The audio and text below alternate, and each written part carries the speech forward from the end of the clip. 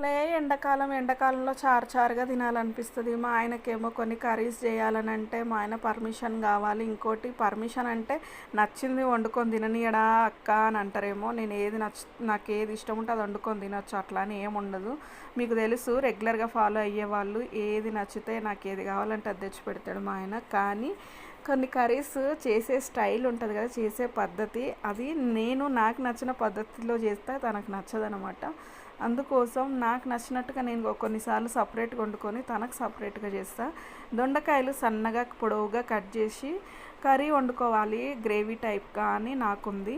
తనకేమో అట్లా పొడుగ్గా కట్ చేసి కొబ్బరి వేసి ఫ్రై చేయాలి, రసం పెట్టాలి. నాకేమో ఇట్లా రౌండ్ కంటే పొడుగుగా కట్ చేసి గ్రేవీగా కొంచెం చారుగా పెట్టుకోవాలంటే ఇష్టం అనిపిస్తుంది. ఇంక ఈ ఎండాకాలం అసలే చారు తినాలనిపిస్తుంది కదా. అందుకోసం నేనైతే ఇంకా నా కోసం కొన్ని దొండకాయలు తీసి ఆ విధంగా టమాటా వేసి కర్రీ చేసుకుంటున్నా. మా హస్బెండ్ కోసం పచ్చి పులుసు అయితే చేసిన అనమాట. పచ్చిమిర్చి పోపులోనే వేసాను, ఇక నిప్పుల మీద ఏం కాల్చలేదు. ఈరోజు మా ఇంట్లో అయితే ఇది. మరి మీరేం చేసుకుర్రు కామెంట్ చేయండి. వీడియో ఇంతవరకు చూస్తే నచ్చితే లైక్ చేయండి, షేర్ చేయండి, సబ్స్క్రైబ్ చేసుకోండి. ఓకేనా, బాయ్.